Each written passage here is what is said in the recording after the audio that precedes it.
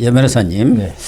국민의힘의 김기현 대표 체제만 위기에 몰린 게 아니고 그동안 철옹성일 것으로 생각을 다 했고 공고한 체제를 구축했다는 이재명 체제도 지금 최근에 들어와서 흔들흔들 하고 있습니다.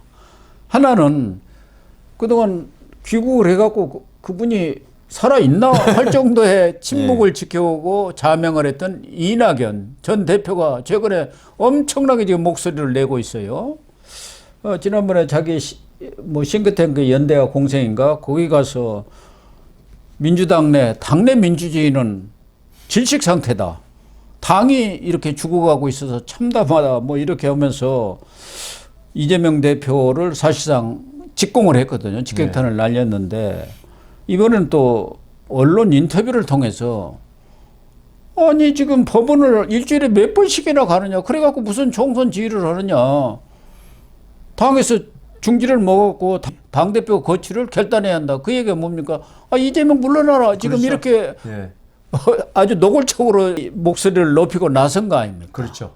제가 보니까 이낙연 대표 이야기 전 대표 이야기 아니십니까? 그러니까 이낙연 전 대표가 돌아왔기 때문에 철옹성의 균열이 간 게 아니고 철옹성의 균열이 간 걸 보고 이낙연 대표가 지금은 나설 때다. 기다린 거구만. 이낙연 대표도 신중하고 예, 아주 신중하고 사려 깊은 분인데 이렇게 말할 때는 있죠. 좀 전에 말씀하신 대로 철옹성 같을 때 진짜 철옹성이면은 이렇게 못 나서죠. 네, 그동안은 그래서 이낙연 대표도 그 균열이 생기는 걸 이렇게 시간을 두고 강태공인가요? 강태공이죠. 아니 그 정치인은 아까도 또 말씀 타이밍의 예술인데 아무데나 나섰다가 어떤 짱돌 맞으면은 재기불능으로 되거든요. 마찬가지.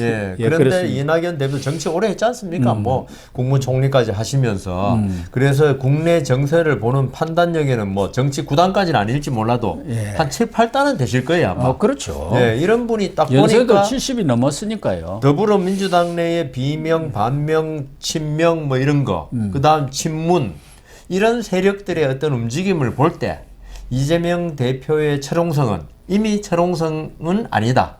말만 철옹성이지. 이재명 혼자서 철옹성인 것처럼 행동하는 거지. 실질적으로는 균열이 밑에서부터 가기 시작했다. 좀 전에 말씀 잘 하셨는데 그 일주일에 법원을 두세 번 가면요. 그리고 모 교수님은 재판을 안 받아봐서 모르시겠지만 재판 받으면요. 아무리 자기가 결과를 자신해도 불안합니다. 항상. 그 결과는 모르니까. 그렇죠. 그건 판사 마음이니까. 그런데 지금 이재명 대표는 자기 자신이 제일 잘 알고 있는 상태에서 법원에 갈 때마다 올 때가 아니라 참가했을 때만 아니라 그 전날부터 마음이 불안합니다. 물론 이재명 대표는 멘탈이 워낙 강해서 안 그럴지 몰라도 이게 사람이 제일 불안한 게 장래가 모를 때 불안한데 이재명 대표 이 사건들이 있죠. 계속적으로 어떤 그 불길한 기운을 계속 지금 던져주고 있거든요. 이런 상태에서 법원에 가 있어서 이 당무에 소홀해지는 게 아니고 그 자체로 당무에 집중할 수가 없다는 거죠. 그러니까 우리 그 고등학교 이럴 때 입시 공부할 때 집안이 아주 평안해야지 공부에 집중할 수 있는데 그렇죠. 집안에 아버지 사업이 부도나든가 그러면 안 되죠. 공부가 안 돼요. 될 수가 없죠. 그럼 나중에 그 대학교 떨어지면 어머니하고 아버지하고 싸우고 그러니까요. 이혼원에 만에 하면은 그게 공부가 되겠습니까? 그게 과화만서성이라는 거 있잖아요. 그게 정치에도 마찬가지거든요. 당 대표가 자기 신분의 불안 때문에 이게 뭐 좌불안성인데 그리고 재판 가면요. 그날만 하는 게 아니고 그전 재판 준비해야 됩니다. 다음날 증인이 누가 나올 것이고 검찰에서 어떤 증거를 제시하면 어떻게 대응할 것이고 변호사들이 못해. 왜냐하면 사건을 제일 잘하는 거는 이재명 대표거든요. 본인이죠. 무슨 사건이든. 회의를 해야 돼. 미팅을 해가지고 이제 내일 재판 대응 전략을 강구해야 되기 때문에 일주일 내내 재판에 매달려 있다고 보면 됩니다. 그러니까요. 이 전 대표 말이 맞기는 맞네요. 맞아요. 지금은 이제 총선은 아직 안 들어가서 그런데 총선 때는 정말 뭐 눈코 뜰 수 없죠. 지원 유세해야 되고 해야 되는데 자기 선거도 해야 하고. 그러니까 해야 되고 하는데 이재명 대표로서 지금 총선에서 진두지휘할 수 있는 여건이 전혀 안 되죠. 거기다가 이재명 대표로서 지금 제일 곤혹스러운 것은 이른바 선거제 내홍입니다. 원래는 이재명 대표가 준연동형 의 문제점에 가장 큰 게 위성정당 아닙니까? 지난번에 더불어시민당인가 만들고 그랬잖아요. 요 국민의힘도 뭐 했고 미래한국당인가 뭐 통합당인가 뭐 하나 만들었어요. 많이 나왔었죠. 그건 말이 안 되는 그러니까요. 것이죠. 그래서 그것을 못하게 하겠다고 대선 공약으로 내놨는데 이번에는 그냥 병리병으로 돌아가자 옛날로. 그렇게 하니까 당내 지금 거의 80명에 가까운 의원들이 아니 전에 패스트 트랙까지 그렇게 무리하게 해가면서 우리가 정치 개혁을 하자. 그렇게 해서 이 준연동형을 만들었는데 그럼 과거로 지금 국민의힘이 하자는 쪽으로 돌아가자는 이게 말이 되느냐. 더군다나 이 준연동형이라는 것은 워낙 거대 양당 간의 극단적인 정치의 폐해를 좀 완화하고 지금 무당층이 많기 때문에 그런 사람들의 어떤 정치적 통로를 열어주기 위해서 소수 정당도 출연할 수 있도록 그렇게 만들자는 것인데 그런 취지 자체를 다 무시해버리고 우리한테 몇 석이라도 더 이익이 되니까 병리병으로 돌아가자는 이건 말이 안 된다 해갖고 지금 난리가 나버린 거예요. 그러니까 이재명 대표가 한 이야기 있지 않습니까? 지는 것보다는 그게 낫다고. 자기 공약 멋지게 지면 무슨 소용이냐. 그건 상처뿐인 영광이라는 거죠. 그 뭐 이재명 대표가 자기 말 뒤집는 게 뭐 한두 개야지 무슨 말씀을 드리는데 국회의원 면책특권 포기도 맨날 말했다가 자기 일 딱 닥치니까 뭐 호소까지 하는 호소인이 됐는데 이게 사실은 이게 지금 준연동형이라든가 이게 취지는 그럴 수 있죠. 그렇지만 이게 우리나라 정치에서 운용이 완전히 어떤 야합, 밀실 뭐 이런 식으로 어떤 본래의 취지와는 전혀 관계없는 그런 식으로 운용이 되지 않습니까? 이게 아마 독일이나 이런 데에서 아마 좀 아이디어를 얻은 것 같아요. 그런 것 같습니다. 근데 독일하고 우리는 전혀 사정이 다르거든요. 독일은 사실은 천몇백 년 동안 분리돼 있다가 겨우 통일된 지 얼마 안 되는 국가이기 때문에 지역색이 워낙 강하고 그다음 그렇죠. 직분 이런 것도 워낙 강하고 그러대요. 그다음 국민들의 어떤 민주의식도 나치 독일을 지나오면서 엄청나게 강하기 때문에 민도가 다릅니다. 이런 데서 이걸 갖다가 소수 정당도 중앙 정기로 진출할 수 있도록 만든 건데 우리나라 정치에 무슨 이런 준연동형이 필요합니까? 양 정당이 그냥 버티고 앉았는데 결국은 나중에 흡수돼가지고 이 당 아니면 저 당 되는데 그렇게 돼버렸지 않습니까? 뭔가 하나 없지 않습니까? 그걸 자기도 열린 우리당도 하나 생겼다가 최강욱 열린 우리당입니까? 거기죠.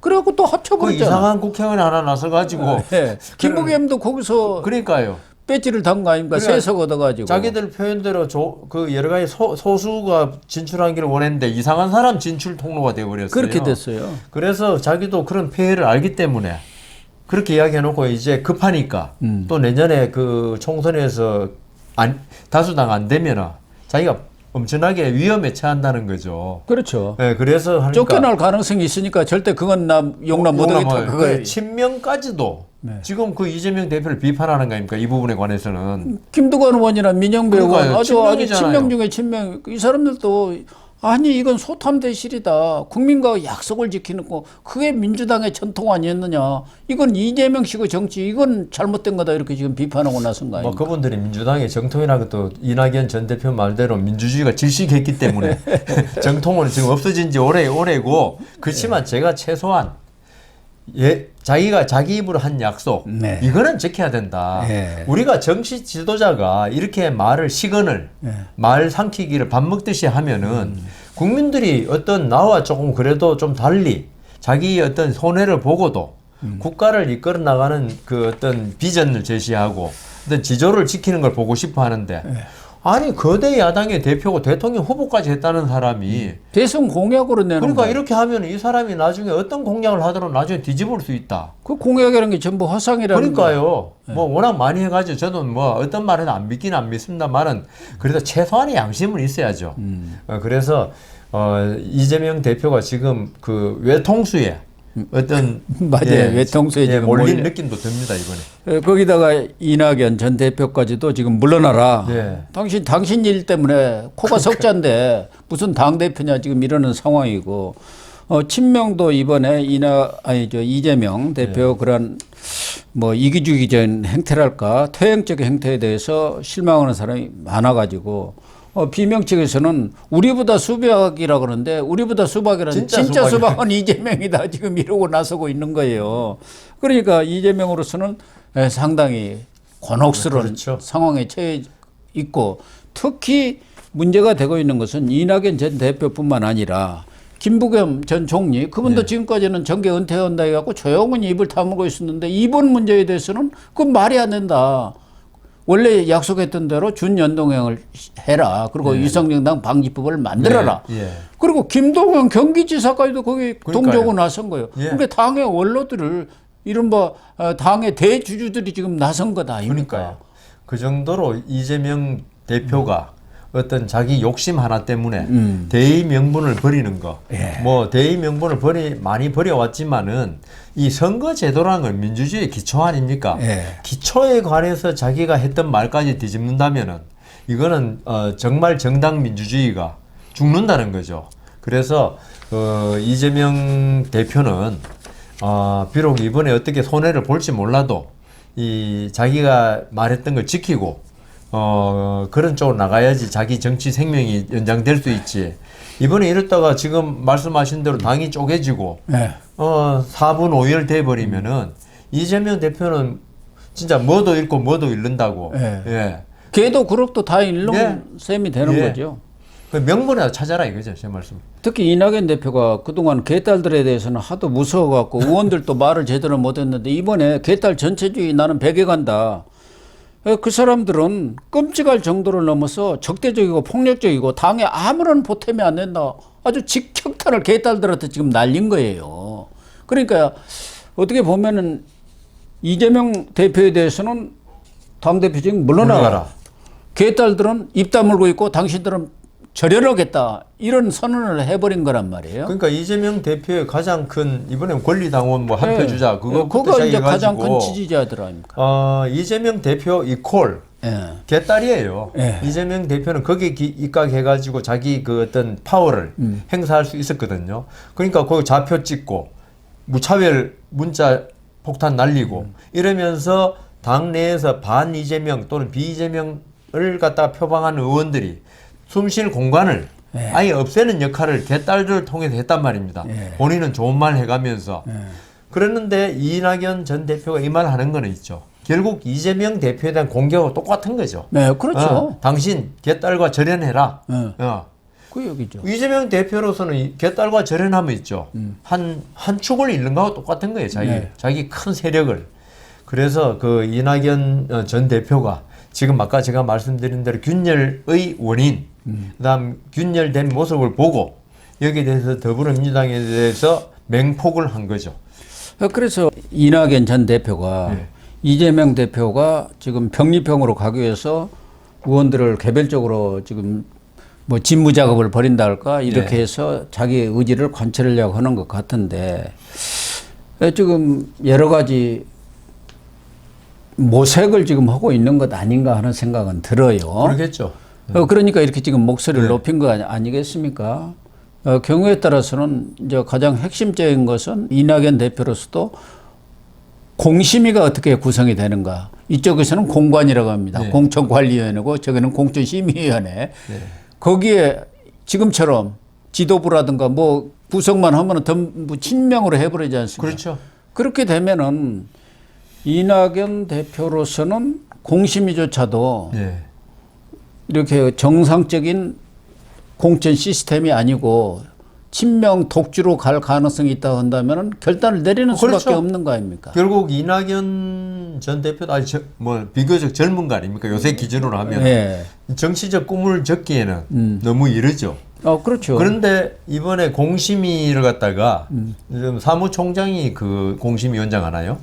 아니죠. 이제 별도로 또 구성하죠. 만드는구나. 총선 기획단이라든가 이런 것은 이제 사무총장이 하고. 그래 어쨌든 공심위는 말씀하신 대로 지명도가 있는 분을 위원장 해가지고 그러나 다 이제 심의위원을 위원들을 자기 사람으로 또 만들어 놓을 게 뭐 이재명 대표의 뭐 이런 건 당연히 예상되는 거고 만일 그렇게 했을 때 이낙연계가 거의 전멸한다면은 이건 자기 남아 있을 이유가 없지 정치적 않습니까? 희망이 더불어민주당 내에서는 없지 않습니까? 예. 그렇다면 이번에 이 병립형이니 뭐 준연동형이 이 말도 나왔지만은 결국은 이 기운을 보고 그 분당 가능성이 있다. 그러니까 신당 창당 얘기가 그렇죠. 계속 나오고 예, 있는 거 지금 아닙니까? 뭐 선거 때마다 그런 신당 창당은 화도 많이 돼가지고 그렇지만 이낙연 지금 전 대표의 어떤 여러 가지 그 심중을 볼 때는 예. 이번에 이재명 대표가 공심위를 제대로 구성하지 자기 사람으로 전부 다 구성한다든가 예. 그다음 준연동형 병리병 예. 이 문제에 관해서 결단을 제대로 안 내린다면은 굳이 여기 남아 있을 필요가 없다는 거죠. 그래서 지금 명분을 축적하고 있는 것 그러니까요. 아닌가? 예, 맞습니다. 예, 명분을. 예. 병립형이라든가 이런 쪽으로 가면은 당신은 민주당의 가치를 상실한 사람이고 그렇죠. 자기 약속마저도 파기한 사람이니까 같이 있을 수 없다. 그러니까 그 뭐 신당 창당을 하면 적어도 명분이 필요하니까요. 예. 그냥 깨고 나오면은 그 이 더불어민주당 원래 지지자들한테 호응을 못 받으니까 이재명 대표가 어떤 정통 민주당의 어떤 적자가 아니다. 이런 식으로 몰고 가기 위한 어떤 명분 쌓기죠. 더군다나 뭐 이낙연 대표가 만약에 그런 결기를 진짜 세워가지고 신당을 한다고 하면은 저는 한 50명 안팎의 의원 확보할 수 있지 않겠나 그렇게 보입니다. 자기 계보도 그렇죠. 있지만 있고 그 불만을 가진 이재명 취재에 불만을 가진 사람도 있고 의원들이니까 벌써 이제 12월 가면은 내가 공천에서 이건지 아닌지 다 알죠? 감을 합니다. 예. 그럴 때는 차라리 이낙연한테 가서 붙어가지고 공천 받아갖고 한번 해보는 게 낫다. 그 당시에 옛날에 그 2016년입니까? 안철수당. 그 국민의당이 그거 38조 성공했잖아요. 받았잖아요. 예. 예. 그렇기 때문에 이낙연으로서는 지금 이재명 사당화된 민주당에서는 아무런 입지가 없잖아요. 예, 맞습니다. 예. 자기 자리가 없는데 왜 있습니까, 거기? 그러면 적어도 이재명이가 만나가지고 예. 당을 이제 중요한 것은 공천이니까 공천을 어떻게 나눕시다. 이런 뭐 떡을 협상이랄까 네. 이걸 제안해 와야 하는데 그렇죠. 그걸 지금 아무것도 안 하고 있지 않습니까? 아, 그러니까. 혼자 독식하겠다고 하는 모양새를 보이니까 이낙연은 이거 이렇게 내가 있을 수 없지. 그래서 지난번에 이런 얘기 하기 전에 동지들의 죽음 위해서 나는 응원가를 부르지 않을 것이다. 그러니까 우리 이낙연께 다 공천 학살당한 뒤에 내가 그 쫓아다니면서 지원 유세는 절대 안 한다. 그렇죠. 그렇게 선언을 네. 했어요. 그러니까 그 이낙연 전 대표가 이재명 대표의 꼼수 아까 꼼수 이야기 나왔는데 꼼수를 왜 모르겠습니까? 그렇죠. 지금 이재명 대표는 그 분당을 안 시키면서 자기 자리를 공고히 하는 네. 이런 걸 지금 엄청나게 연구를 하고 있을 겁니다. 지금. 그러겠죠. 네, 근데 그게 뭐 이낙연 전 대표 정도 되면은 눈에 다 보이는 거죠. 이재명은 초선이고 네. 성남시장하고 경기지사뿐이 안 했지 않습니까? 이낙연은 사선에 국무총리까지 전남지사를 2번이나 하고 당 대표를 당대표고 국무총리를 한 사람이면은 그러니까요. 그냥 쪄보면 입맛이죠. 아니, 손바닥 안에 있다고 생각할 수 있겠죠. 그러니까요. 네, 그러니까 다 읽히는 거죠. 이낙연 대표, 전 대표로서는. 그래서 결론적으로 보면은 이재명도 그렇게 공고한 것 같은 체제라는 게 무너지기 시작하면 한쪽에서 둑이 무너지면은 그냥 와르르 할 가능성도 크다고 원래 봐야 해요. 뚝이 있죠. 예. 구멍 한 개로 안 무너집니다. 그 구멍 한 개 때문에 그게 좀 더 균열이 들어가고 무너지는 거거든요. 예. 그리고 저는 오히려 철옹성 같다고 할 때 오히려 균열이 가면은 더 빨리 무너지고 구멍이 허술한 데가 많더라. 왜냐하면 이재명 대표가 그동안 워낙 공고하게 당을 장악하고 있다고 보였기 때문에 예. 전부 다 그냥 잘 굴러가는구나 했지. 사실은 그 안에 내부에서 곰고 있었는 것 같다가 아무도 표현을 못했던 거죠. 그렇죠. 예. 어쨌든 민주당도 앞으로 총선이 다가올수록 내부 균열이랄까 예. 그 소리가 엄청나게 커지지 않겠나 그런 생각이 들어서 앞으로 전국의 그 움직임이 흥미진진한 상황이 되지 않겠나 예. 그렇게 전망이 됩니다.